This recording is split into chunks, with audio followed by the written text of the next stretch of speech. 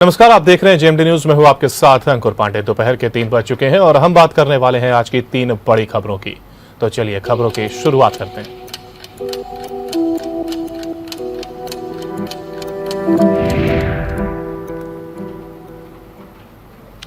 पहली खबर के साथ उत्तर प्रदेश भारतीय जनता पार्टी की नई सरकार बनने की प्रक्रिया तेज हो गई है और इससे पहले 24 मार्च को लखनऊ स्थित लोक भवन में बीजेपी विधायक दल की बैठक होगी। इस बैठक में योगी को औपचारिक रूप से विधायक दल का नेता चुना जाएगा, जिससे उनका लगातार दूसरी बार मुख्यमंत्री के रूप में शपथ लेने का मार्ग प्रशस्त होगा। और बैठक में केंद्रीय गृह मंत्री अमित शाह और पार्टी उपाध्यक्ष रघुवर दास पर्यवेक्षक होंगे। पार्टी सूत्रों के अनुसार योगी आदित्यनाथ के औपचारिक रूप से विधायक दल के नेता के रूप में चुने जाने के बाद वह औपचारिक रूप से राजभवन में सरकार बनाने का दावा पेश करेंगे और राज्यपाल आनंदीबेन पटेल उन्हें सरकार बनाने के लिए आमंत्रित करेंगी। समारोह 25 मार्च शुक्रवार को अटल बिहारी वाजपेयी इकाना स्टेडियम में आयोजित होगा और इस समारोह में प्रधानमंत्री नरेंद्र मोदी, केंद्रीय मंत्री राजनाथ सिंह और अमित शाह, भाजपा के राष्ट्रीय अध्यक्ष जेपी नड्डा सहित और कई अन्य लोग भी शपथ ग्रहण समारोह में शामिल होंगे। उत्तर प्रदेश के मुख्यमंत्री योगी आदित्यनाथ के शपथ ग्रहण समारोह में अयोध्या, वाराणसी और मथुरा के प्रमुख संतों को आमंत्रित किया गया है। भाजपा के एक नेता ने कहा है कि इस आयोजन के लिए अयोध्या के सभी प्रमुख संतों की सूची तैयार की गई है। उन्होंने कहा है कि आमंत्रित संतों की सूची लगभग 50 तक हो सकती है। समारोह में केवल प्रमुख संतों को आमंत्रित किया जाएगा, क्योंकि 250 से 300 संतों को समायोजित करना संभव नहीं होगा। मथुरा और काशी के संतों की सूची भी तैयार की गई है। श्री राम जन्मभूमि तीर्थ क्षेत्र ट्रस्ट के प्रमुख सदस्यों को भी आमंत्रित किया जा रहा है। ट्रस्ट के अध्यक्ष महंत नृत्य गोपाल दास को भी आमंत्रित किया गया है। हालांकि यह संभावना नहीं है कि वह इस कार्यक्रम में शामिल होंगे, क्योंकि वह इस अवस्था में है और विभिन्न केंद्र और राज्य सरकार भी योजनाओं के लाभार्थी, जिन्हें लाभार्थी के नाम से जाना भी जाता है, कि समारोह में आमंत्रित लोगों में शामिल हैं। इस बीच स्टेडियम में आयोजन के लिए विस्तृत व्यवस्था की जा रही है, जिसमें लगभग 50,000 लोगों के बैठने की क्षमता है। वहीं आइए बात करते हैं दूसरी खबर की, जो कि उत्तराखंड से है। और विधानसभा चुनाव के नतीजे 10 दिन हो चुके हैं, यानी कि नतीजे जो आए हैं, इनको आए हुए 10 दिन हो चुका है। तो बीजेपी शानदार जीत हासिल कर चुकी है, लेकिन अब तक उत्तराखंड में मुख्यमंत्री फेस का चयन नहीं हो पाया है। हालांकि कार्यवाहक सीएम पुष्कर सिंह धामी का कहना है कि सोमवार शाम तक मुख्यमंत्री के चेहरे पर फैसला हो जाएगा। सीएम की रेस में धामी सबसे आगे चल रहे हैं। सूत्रों के अनुसार चौबट्टाखाले के विधायक सतपाल महाराज, श्रीनगर के विधायक धन सिंह रावत, रक्षा राज्य मंत्री अजय भट्ट, पूर्व केंद्रीय शिक्षा मंत्री रमेश पोखरियाल निशंक और राज्यसभा सदस्य अनिल बलूनी भी मुख्यमंत्री पद के दावेदारों में शामिल हैं। हालांकि सीएम के चेहरे पर फैसले की कवायद रविवार को अंतिम दौर की ओर पहुंचती दिखाई दी। केंद्रीय गृह मंत्री अमित शाह के आवास पर बीजेपी के वरिष्ठ नेताओं की एक अहम बैठक हुई है। सूत्रों के मुताबिक पार्टी के शीर्ष नेताओं ने इस बैठक में प्रदेश भाजपा के नेताओं से भावी मुख्यमंत्री के नाम को लेकर राय शुमारी की। वहीं अगर बात करते हैं तीसरी खबर की, तो जो कि आजमगढ़ से है, तो सपा अध्यक्ष अखिलेश यादव आजमगढ़ के दौरे पर हैं। विधानसभा चुनाव के बाद अपने संसदीय क्षेत्र अखिलेश जा रहे हैं और आज पार्टी कार्यकर्ताओं से, जनप्रतिनिधियों से मुलाकात करेंगे। तो देखिए, 3 बड़ी खबरें हमने आपको बताई और पहली खबर जो कि लखनऊ से है, जहां पर सीएम योगी आदित्यनाथ का शपथ ग्रहण समारोह जो कि 25 मार्च को रखा गया है और इसी को लेकर के आज हम चर्चा करेंगे। और अब से कुछ ही देर में हमारे संवाददाता लाइव हमारे साथ जुड़ेंगे, जिस पर हम बात करेंगे कि आखिर क्या कुछ इसमें खास रहने वाला है, जिस तरीके से इसको एक आयोजन बनाया जा रहा है, यानी सीएम के एक शपथ ग्रहण कार्यक्रम को आयोजन बनाने की तैयारी की गई है। तो इसी पर हम चर्चा करेंगे कि कौन कौन इसमें शामिल हो सकता है, कौन से वो बड़े नाम हैं जो मंत्रिमंडल में शामिल हो सकते हैं। साथ ही डिप्टी सीएम की भी बात करेंगे, कौन कौन डिप्टी सीएम हो सकता है। और देखिए, इसी पर हमारे संवाददाता राहुल श्रीवास्तव हमारे साथ लाइव जुड़ गए हैं। राहुल, मेरा पहला सवाल आपसे ये है, देखिए जिस तरीके से तारीख सामने आ चुकी है, 25 मार्च को शपथ ग्रहण समारोह रखा गया है, जिस तरीके से इसको भव्य बनाने की तैयारी कर ली गई, ऐसे में कौन कौन बड़े चेहरे शामिल हो सकते हैं इसमें? देखिए, निश्चित तौर पर 25 तारीख को जिस तरह से शपथ ग्रहण समारोह होना है, उसका आयोजन किया जाना है इकाना स्टेडियम में, उसको लेकर लगातार तैयारियां चल रही हैं। आपको बता दें कि इसमें प्रधानमंत्री नरेंद्र मोदी, केंद्रीय गृह मंत्री अमित शाह, राजनाथ सिंह, तमाम जो केंद्रीय मंत्री हैं वो, अनुराग ठाकुर की बात करें, धर्मेंद्र प्रधान की, तमाम बड़े नेता इसमें शिरकत करेंगे। इसके अलावा बीजेपी शासित मंत्रियों को भी इसमें बुलाने की बात चल रही है, उनको भी निमंत्रण भेजा जाएगा। साथ ही साथ 70,000 लोगों की व्यवस्था की जा रही है इकाना थिएटर में, जो इस शपथ ग्रहण समारोह को लाइव देख सकेंगे। इसके अलावा प्रत्येक जिले में रजिस्ट्री लगाई जाएगी, जहाँ पर योगी आदित्यनाथ की जो पार्ट 2 का शपथ ग्रहण समारोह उसको लोग लाइव देख सकेंगे। तैयारियां बहुत की जा रही है। इसके अलावा जो साधु संत हैं, चाहे अयोध्या की बात करें, काशी की बात करें, मथुरा की बात करें, तो यहाँ के साधु संतों को भी आमंत्रित किया जा रहा है। साथ ही साथ आपको बता दें कि जो गणमान्य व्यक्ति हैं, चाहे साहित्यकार हैं, डॉक्टर हैं या फिर अपने क्षेत्र में जिन्होंने बेहतर काम किया है, उनको भी इसमें आमंत्रित किया जाएगा। इसके अलावा बीजेपी ने एक नेता प्लान तैयार किया है कि प्रत्येक क्षेत्र 2 कार्यकर्ताओं को एक दिन पहले ही लखनऊ बुलाया गया है कि वो लखनऊ पहुंच जाए।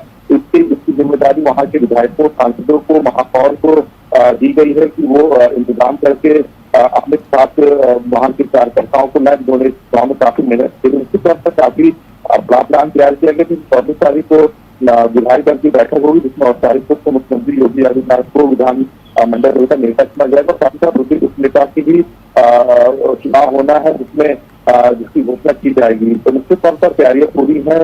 लगातार जो अधिकारी हैं, मुख्य सचिव से लेकर अपर मुख्य सचिव गृह, अपर मुख्य सचिव सूचना, तमाम अधिकारी विधानक स्टेडियम का दौरा कर रहे हैं। वहाँ तैयारियों को अंतिम रूप दिया जा रहा है। आसपास की सड़कों को भव्य बनाया जा रहा है। तो तैयारियां पूरी है। पूरे शहर को झालरों से सजाया गया है। तो निश्चित तौर पर तैयारियां पूरी कर ली गई हैं। 25 तारीख का इंतजार है। तमाम जो विद्यार्थी मेहमान है उनको इस कार्यक्रम में आमंत्रित किया गया है। राहुल, जिस तरीके से कहा जा रहा है कि मंत्रिमंडल विस्तार हो सकता है, और ऐसे में एक शब्द निकलकर सामने आ रहा है कि योगी आदित्यनाथ को प्रोफेशनल्स की तलाश है। तो यानी अगर हम बात करें तो उसमें एक नाम असीम अरुण का भी लिया जा रहा है। तो इसको किस तरीके से देख रहे हैं? आखिर किस तरीके के प्रोफेशनल्स को या कहें कि इस बार जो मंत्रिमंडल विस्तार हो रहा है उसमें कौन से प्रमुख चेहरे शामिल हो सकते हैं? देखिए, माना जा रहा है कि जो मंत्रिमंडल विस्तार होगा उसमें कई पुराने चेहरे हैं जो मंत्रिमंडल में से योगी आदित्यनाथ की पिछली सरकार में उनको ज्यादा मौका दिया जाएगा, लेकिन करीब 11 मंत्री हार गए हैं। तो वो उनकी जगह नए चेहरे आएंगे। माना जा रहा है कि पहली बार चुनाव लड़े असीम अरुण को कन्नौज करके उनको मंत्रिमंडल में शामिल किया जाएगा। इसके अलावा देवी रानी मौर्य है जो उत्तराखंड के राज्यपाल थी, इनको वहां से आगरा से चुनाव लड़ाएगा तो ये जीत जाए। इसके अलावा राजेश्वर सिंह है, ये भी हाई प्रोफाइल सीट से जीत कर आए हैं। तो निश्चित तौर पर ये तमाम ऐसे चेहरे हैं। इसके अलावा अभिजीत सिंह की बात करें, दयाशंकर सिंह जो बलिया से जीत के आए, इनको मंत्रिमंडल में शामिल किया जा सकता है। स्वतंत्र देव सिंह जो प्रदेश अध्यक्ष है, उन्होंने काफी मेहनत की है, इनको माना जा रहा है कि बड़ी सौगात दी जाएगी। लक्ष्मीकांत वाजपेयी है, ये तमाम नाम चल रहे हैं, लेकिन अंतिम मोहर 24 तारीख को पता चलेगा कि किन किन लोगों को शामिल किया जा रहा है। प्रयासों का दौर है, अलग अलग नामों की चर्चा होगी, लेकिन माना जा रहा है कि कुछ लोग सरकार के संगठन में जाएंगे और कुछ लोग संगठन से सरकार में लाए जाएंगे, जिन्होंने काफी मेहनत की है। आपने भी कई नाम लिए। देखिए, जिस तरीके से इस कार्यक्रम की तैयारी कर ली गई है और लाभार्थी भी इसमें आएंगे, वहीं संतों को भी बुलाया गया है, हालांकि प्रमुख संतों को ही बुलाया गया है, और बाकी जो बड़े नेता हैं बीजेपी के वो तो रहेंगे। साथ ही कई सीएम, जहां पर बीजेपी की सरकार है वहां के सीएम भी इस कार्यक्रम में शिरकत करेंगे। तो ऐसे में कार्यक्रम को भव्य रूप देने की जो तैयारी की गई है, तो क्या ये उसकी एक वानगी होगी? क्या नहीं इस कार्यक्रम को भी भव्यता के तरीके से सजाया गया है और पेश किया जाएगा? देखिए, निश्चित तौर पर 2024 को लेकर, लोकसभा चुनाव को लेकर ये जो शपथ ग्रहण समारोह है उसको भव्य बनाया जाएगा। तमाम जो साधु संत है, अपने अपने क्षेत्र में गणमान्य व्यक्ति है, उनको आमंत्रित किया जाएगा। इसके अलावा बीजेपी शासित जितने भी मुख्यमंत्री है उनको भी कार्यक्रम में आमंत्रित किया जाएगा। तो इस शपथ ग्रहण समारोह को भव्य बनाने की कोई कसर सरकार नहीं छोड़ना चाहती, बीजेपी नहीं छोड़ना चाहती। उसके माध्यम से 2024 को लेकर ये संदेशना चाहती है कि तैयारियां रोज लगातार हो रही है। 2 अधिकारी दौरा कर रहे हैं स्टेडियम है, वहाँ तैयारी जाएगा। लेकिन निश्चित तौर पर भव्य 25 तारीख को शाम 4 बजे जब योगी आदित्यनाथ मुख्यमंत्री शपथ लेंगे तो निश्चित तौर पर भव्य समारोह का आयोजन किया जाना है। जी बिल्कुल राहुल, जिस तरीके से देखिए हमने और आपने सबने देखा 10 मार्च को बीजेपी की जो शानदार जीत हुई है, और इसी को लेकर के अब 25 मार्च को शपथ ग्रहण समारोह भी होने वाला है। वहीं अब अगर बीजेपी की शानदार जीत के बाद अब कौन से काम पर फोकस रहेगा, इस पर क्या कुछ चर्चा है? देखिए, आपको बता दें कि निश्चित तौर पर जो संकल्प पत्र है, जो संकल्प पत्र में वायदे हैं, उसी पर बीजेपी फोकस करे। तो माना जा रहा है कि जो वायदे किए गए हैं, शासन काल में इन पर जो वायदे किए गए हैं उनको पूरा करने की प्राथमिकता सरकार की रहेगी। जी राहुल, आपको शुक्रिया हमारे साथ जुड़ने के लिए और जानकारी देने के लिए। तो देखिए, ये 25 मार्च को जो ये समारोह होने जा रहा है और शपथ ग्रहण समारोह, इसको पूरी तरीके से भव्यता रूप देने की तैयारी की गई है। और इसी को लेकर के लाभार्थी की बात की जाए तो लाभार्थी भी यहाँ पर पहुंचेंगे और संतों को भी बुलाया गया, फिर वो चाहे मथुरा के संत हो या कई अदर जो कि प्रमुख चेहरे होंगे संतों के भी, क्योंकि सभी को ये कहा जा रहा है कि सभी को बुला पाना वहां पर संभव नहीं है, और इसीलिए जो खास चेहरे हैं उनको आमंत्रित किया गया है। वहीं आइए बढ़ते हैं दूसरी खबर की ओर। तो दूसरी खबर उत्तराखंड के मुख्यमंत्री उत्तराखंड से है, जहां पर मुख्यमंत्री फेस का चयन नहीं हो पाया है। हालांकि कार्यवाहक सीएम पुष्कर सिंह धामी, जिनका कहना है कि सोमवार शाम तक मुख्यमंत्री के चेहरे पर फैसला हो जाएगा और सीएम की रेस में धामी सबसे फिलहाल अभी आगे चल रहे हैं। और इसी खबर पर हमारे साथ वरिष्ठ पत्रकार डॉक्टर रमेश वर्मा हमारे साथ जुड़ गए। डॉक्टर रमेश जी, आपसे जानना चाहेंगे, देखिए जिस तरीके से हमने कहा भी अभी कि जो सीएम फेस अभी तक घोषित नहीं किया गया है, लेकिन इस रेस में जो धामी है वो सबसे आगे चल रहे हैं, इसको किस तरीके से आप देख रहे हैं? देखिए, सच बात तो ये है कि उत्तराखंड में जो है सीएम का चेहरा अभी तक तय नहीं हो पाया। बिल्कुल। अब क्यों नहीं हो पाया? अगर आप थोड़ा सा इसके पीछे जाएं, कहने को तो भी हमारे पुष्कर धामी कह रहे हैं कि शाम तक तय हो जाएगा। राजनाथ सिंह के ऊपर जिम्मेदारी सौंपी गई है और वो जाकर के चेहरा तय भी करेंगे। कल दिल्ली में इसकी अहम बैठक हुई, जिसमें पहले तो गृह मंत्री अमित शाह के साथ हुई, फिर इसके बाद रमेश पोखरियाल के बैठक हुई, जिसमें उत्तराखंड के सभी नेता मौजूद थे और ये हुआ कि कोई एक नाम तय कर लिया जाए। लेकिन वहाँ पर समस्या क्या है? समस्या ये है कि उत्तराखंड जो था यूपी के साथ जुड़ा हुआ था, तो जो वहाँ का नेतृत्व था वो ठीक से डेवलप नहीं हो पाया। तो नेतृत्व डेवलप नहीं हो पाया, तो जिसके कारण ये तमाम परेशानी। आप देखिए, बीच बीच में कई मुख्यमंत्री होते हैं लेकिन वो फिर सफल नहीं हो पाते हैं। फिर एक कार्यकाल हुआ, फिर हट गए, फिर कार्यकाल हुआ, हट गए। अब आप यही देख लीजिए कि इसी बार 2 मुख्यमंत्रियों को हटाया गया, जिसमें एक थे त्रिवेंद्र रावत, उनको हटाया गया। फिर उसके बाद तीरथ राम रावत लाए गए, वो कुछ ही महीने चले, उनको भी हटाया गया क्योंकि देखा गया कि स्थिति नहीं संभल रही। अब उनको पुष्कर धामी को, आप देखिए पुष्कर धामी भी एक नए चेहरा थे, कोई एक ऐसा नहीं था कि वो कोई बहुत बड़े दिग्गज नेता हो, लेकिन एक नया चेहरा था और ये हुआ था कार्य चलेगा। लेकिन एक संयोग देखिए कि वो चुनाव हार जाते हैं और फिर वही समस्या खड़ी हो जाती है। अब सवाल ये उठ रहा है कि क्या पुष्कर धामी को फिर से सौंप दिया जाए नेतृत्व, तो फिर वो कौन सीट खाली करेगा, फिर कैसे वो जीतेंगे, ये तमाम बातें हैं। और नेतृत्व विकसित न होने के कारण ही आपको बताएं कि जब पहले जो नाम लिए जाते थे उसमें हरीश रावत का नाम ले लिया जाता था, हमारे एनडी तिवारी का नाम ले लिया जाता था, इंदिरा हृदयेश का नाम ले लिया जाता था, हालांकि वो शिक्षक की एमएलसी कॉन्स्टिट्यूंसी से जीत के आती थी। तो रमेश पोखरियाल का नाम ले लिया जाता था, ये मिनिस्टर भी रहे यूपी में। तो ये सब होते थे, लेकिन वहाँ का नेतृत्व, वहाँ पर जो कद काठी का नेतृत्व होना था वो नहीं डेवलप हो पाया। ये एक सबसे बड़ी समस्या बीजेपी के सामने है कि कैसे किया जाए। और आप देखिए, नारायण दत्त तिवारी जाते हैं तो वहाँ सफल हो जाते हैं, 2-2 बार मुख्यमंत्री बन जाते हैं और वो पूरे जो उत्तराखंड है उसको विकास का एक विजन भी देते हैं। लेकिन उसके बाद जो नेता है, चाहे विजय बहुगुणा है, चाहे पोखरियाल है, भगत सिंह कोश्यारी, किसी का भी आप नाम ले लीजिए, लेकिन वो सबल नेतृत्व उत्तराखंड को नहीं मिल पाया जिसकी अभी भी बहुत चाहत है। अब देखना ये होगा कि उत्तराखंड हमारी जो देवभूमि है, इस देवभूमि का सीएम कौन होगा, कौन नेतृत्व करेगा और किसके कंधों पे बागडोर आएगी। लेकिन ये ध्यान रखिएगा, आला कमान फूंक फूंक करके कदम रख रहा है, वो नहीं चाहता है कि पिछले टर्न की तरीके से उसे 2-2 मुख्यमंत्री बदलने पड़े और फिर तीसरे चौरे के रूप में पुष्कर धामी को लाना पड़े। देखिए, शाम तक का इंतजार कीजिए। जी, आपने बहुत अच्छे से स्थिति को स्पष्ट किया, लेकिन आपने वर्ड का जिक्र किया कि उत्तर प्रदेश से सीमा सटी हुई है लेकिन नेतृत्व विकसित नहीं हो पाया। तो इसकी वजह क्या मानते हैं? क्योंकि एक तरफ जहां पर उत्तर प्रदेश में सीएम योगी की बात करें तो वो नोएडा में भी गए और उन्होंने कई मिथक को तोड़ते हुए, साथ ही साथ 32 साल के बाद दोबारा सीएम, यानी कि कई मिथक उन्होंने तोड़े और उसके बाद दोबारा सीएम वो चुने गए। हालांकि अगर उत्तराखंड की बात करें तो वहां पर नेतृत्व डेवलप ना होने की क्या बड़ी वजह आप मानते हैं कि वहां पर नेतृत्व आखिर डेवलप क्यों नहीं हो पा रहा है? क्योंकि वहां भी इस तरीके से कहा जाता रहा है कि सरकार जो जहां पर जो सीएम होता है वो अपनी सीट जरूर हारता है। इसका एक इतिहास उत्तराखंड का भी एक रहा है। देखिए, उसमें 2 बातें आप देखिए। मैंने क्या कहा था, सटी हुई तो सीमा है ही है, बल्कि ये उत्तराखंड जो है उत्तर प्रदेश में था, बिल्कुल। अभी उत्तराखंड बना है। तो जो वहाँ का जो नेता थे, अब वहाँ पर मुख्यमंत्री की भी जो है मांग शुरू हो गई है, मंत्रियों की भी मांग शुरू। नहीं, पहले क्या होता था, 2-4 लोग यूपी विधानसभा में मंत्री बन जाते थे, वहाँ चुन करके आते थे, तो वहाँ पर इस बड़ी समस्या नहीं थी। खाली प्रमुख रूप से चूंकि उस समय कांग्रेस का थोड़ा प्रभाव भी था, तो वहाँ पर जैसे मैंने बताया ना, हरीश रावत वगैरह हुए, इंदिरा हृदय वगैरह हुई, और ये सब बना दी जाती थी। अब जब उत्तराखंड अलग हो गया तो अलग हो गया, लेकिन वो जो नेतृत्व देने की क्षमता वाला व्यक्तित्व था वो विकसित नहीं हो पाया था। ऐसा लगता है जैसे उत्तर प्रदेश में दबा दबा रह गया।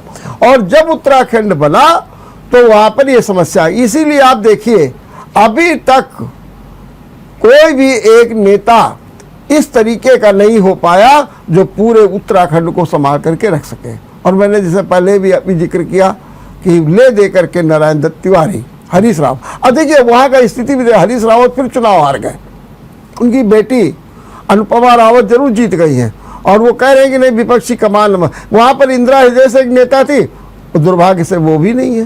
तो स्थितियां बड़ी विकट हैं। तो इसलिए वहां पर जरूरत इस बात की है कि एक कुशल नेतृत्व हो, एक सक्षम नेतृत्व हो, एक सबल नेतृत्व हो, एक विजनरी नेतृत्व हो।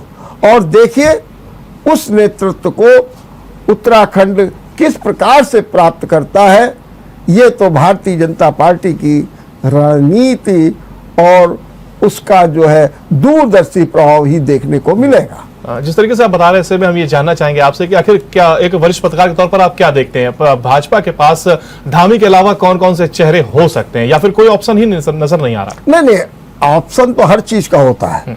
ऐसा नहीं है कि नहीं कोई नहीं रहेगा तो कोई देश नहीं चलेगा, बिल्कुल ऐसा कुछ नहीं है, सब चलेगा। लेकिन अब ये कि तलाश जरूरी है। अब तलाश में क्या होता है, अब जाति का भी समीकरण देखना है, क्षेत्रीय संतुलन भी देखना है, ये भी देखना है कि वो सर्वमान्य हो। अब आपने किसी को बना दिया, ऐसे व्यक्ति को नेता चुन लिया, मुख्यमंत्री बना दिया जिसकी जनता में ही कोई पकड़ ना हो। अब ऐसे तो देखिए वहाँ अजय भट्ट भी है, रमेश पोखरियाल का भी एक बार नाम चल रहा है, वहां पर बलूनी का भी नाम चल रहा है जो प्रवक्ता है बीजेपी के और राज्यसभा के सदस्य हैं। ऐसा नहीं है कि नाम नहीं है, वहां पर नाम खूब है। अब देखना यह है कि इनमें कौन ऐसा होता है जो पूरे उत्तराखंड का प्रतिनिधित्व, उसका चेहरा बनकर के सामने आता है, वो कौन होता है, ये भारतीय जनता पार्टी की असली परीक्षा है। जी बिल्कुल। तो एक तरफ आपने कहा कि जल्दबाजी नहीं कर रहे हैं, फुक-फुक का कदम रख रहे हैं और असली परीक्षा भी है। दूसरी तरफ अमित शाह पहुंचकर ऐलान करेंगे और कार्यक्रम को जो भव्य रूप दिया जाता है, यही सवाल इसके पहले हमने राहुल श्रीवास्तव से भी किया था। तो क्या ये केवल जो चिंता और फुक-फुक कदम रखना, ये अंदर खाने की बात होती है और सामने जनता को प्रकट किया जाता है कि देखिए हम कितना भव्य कार्यक्रम कर रहे हैं और किस तरीके से लोगों को ले जाकर लोगों के बीच जब ये शपथ ग्रहण समारोह या सीएम पद का जैसे ऐलान करने जा रहे हैं, तो कार्यक्रम को भव्य रूप देने का प्रयास होता है, तो अंदर से क्या थोड़ी सी चिंता रहती है? नहीं, चिंता किस बात की?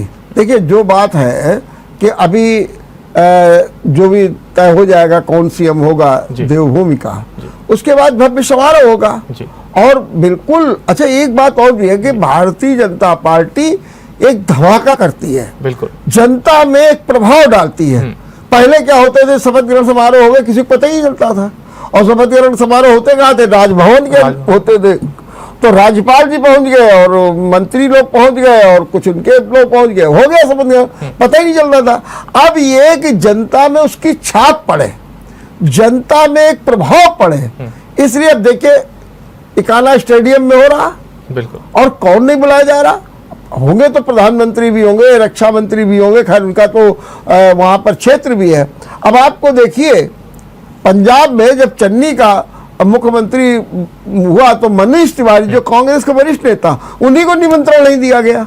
अब आप बताइए यहाँ क्या हो रहा है, यहाँ प्रत्येक विधानसभा से 2-2 कार्यकर्ता बुलाया जा रहा है, साधु संत। और यही नहीं कहा कि आपके जिले में जो इंजीनियर, लेखक, साहित्यकार, संत, महात्मा, वकील जो वरिष्ठ है, जिनकी पहचान है, उनको भी बुला लाओ।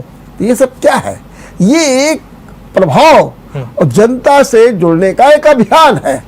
तो निश्चित रूप से भारतीय जनता पार्टी जिस रूप में आई है वो अपना आधार, और ये भी क्या कहा जा रहा है, अब देखिए उस दिन कैसे माहौल बनेगा। अब देखिए उन्होंने क्या कहा, सवेरे सवेरे पूजा होगी सब मंदिरों में, भारतीय जनता पार्टी वाले पूजा करेंगे, चौराहों को बाजारों को सजाया जाएगा, भगवामय कर दिया जाएगा, भगवा गुब्बारे झंडियां सब और जो वाहन से कार्यकर्ता जाएंगे उनमें भी भारतीय जनता पार्टी का झंडा लगा होगा।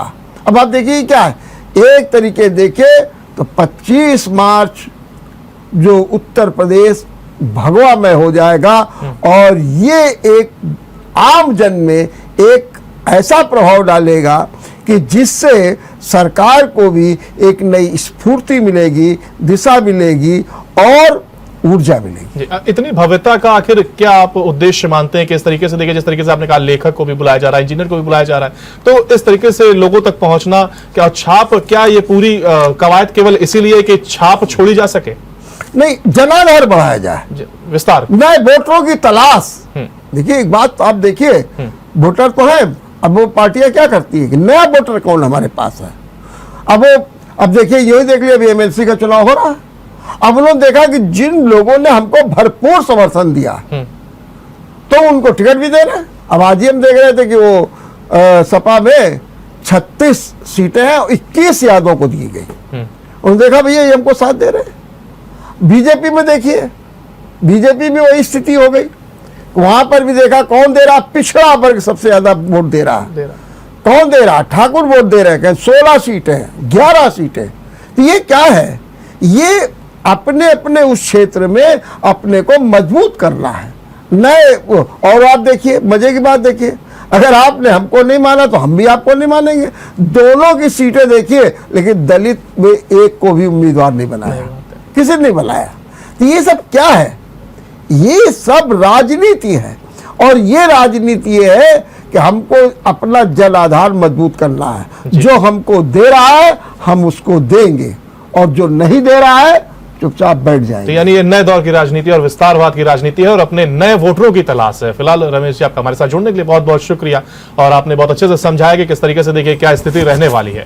वहीं अगर बात करें अब तीसरी बड़ी खबर की, तो देखिए अखिलेश यादव आजमगढ़ के दौरे पर हैं। विधानसभा चुनाव के बाद अपने संसदीय क्षेत्र अखिलेश जा रहे हैं और आज पार्टी कार्यकर्ताओं और जन प्रतिनिधियों से वो मुलाकात करेंगे। तो अपने संसदीय क्षेत्र में अखिलेश जा रहे हैं, यहां पर वो पार्टी कार्यकर्ताओं और जन प्रतिनिधियों यानी दोनों से ही उनकी ये मुलाकात होगी। आजमगढ़ पहुंचेंगे अखिलेश यादव। तो ये तीसरी बड़ी खबर है जहां पर विधानसभा चुनाव के बाद अपने संसदीय क्षेत्र में अखिलेश यादव पहुंचे हुए हैं। वहीं वो पार्टी कार्यकर्ताओं से बात करेंगे, इस बात के कयास लगाए जा रहे हैं, साथ ही साथ जन प्रतिनिधियों से भी उनकी ये मुलाकात हो सकती है। तो ये आजमगढ़ से ये खबर जहां पर अखिलेश यादव, और इसी पर हमारे साथ हमारे संवाददाता विनय ज्ञान गौतम हमारे साथ जुड़ गए। विनय, मेरा सवाल आपसे, देखिए अखिलेश यादव आज आजमगढ़ में और सपा अध्यक्ष आजमगढ़ के दौरे पर हैं। विधानसभा चुनाव के बाद अपने संसदीय क्षेत्र में अखिलेश जा रहे हैं, ऐसे में क्या किस तरीके से इसको आप देख रहे हैं? ऐसा कि अब एमएलसी का चुनाव होने वाले विधान परिषद के भी, उसके लिए यहाँ पर आजमगढ़ में अखिलेश यादव का यहाँ दौरा जारी है। आपको बता दें कि एमएलसी पद के लिए यहाँ से राजेश यादव गुड्डू को नॉमिनेट किया गया है। आपको बता दें कि अभी जब अखिलेश यादव यहाँ के सदर विधायक के घर पर आए थे तो वहाँ पर राजेश यादव गुड्डू से मुलाकात नहीं हुई। हालांकि बीडीसी सदस्य सहित जितने भी जिला पंचायत सदस्य और नगर निकाय के सदस्य ने उनसे वार्ता हुई। और एमएलसी चुनाव के मद्देनजर जो है कि विधान परिषद चुनाव जैसे जा रहा है और भाजपा ने वहाँ से अरुण यादव पर दांव खेला है, उसको देखते हुए अखिलेश यादव ने यहाँ पर राजेश यादव गुड्डू को जिताने का हमको लग रहा है कि ज्यादा फैसला लिया है या फिर सारा राजनीतिक महत्व का हुआ है। जी विनय, जिस तरीके से सपा पर आरोप लगा कि 4.5 साल वो कहीं दिखे नहीं और ठीक चुनाव से 6 महीने पहले वो जमीन स्तर पर एक्टिव हुए और उन्होंने लोगों के बीच जाना शुरू करा, फिर वो चाहे रथ यात्रा के माध्यम से किया हो या लोगों तक पहुंचना उन्होंने जरूरी समझा, ठीक 6 महीने पहले। ऐसे में अब जब चुनाव हो गए हैं, इसके बाद अभी से उन्हें बीच में जाना और अपने कार्यकर्ताओं जनप्रतिनिधियों से मिलना, तो क्या इसे भाजपा की कॉपी नहीं कहा जाएगा? देखिए आपको बता दें कि आजमगढ़ पुराना समाजवादियों का गढ़ रहा है। इस पर विधानसभा में जहाँ पूरे से क्लीन स्वीप किया है आजमगढ़ में समाजवादी पार्टी ने। तो उसी से आप देखिए कि केवल समाजवादी पार्टी नहीं, कांग्रेस और बसपा जैसी मुख्य पार्टी भी नकारत रही है। हालांकि 2 साल लगातार कोरोना का कहर भी रहा।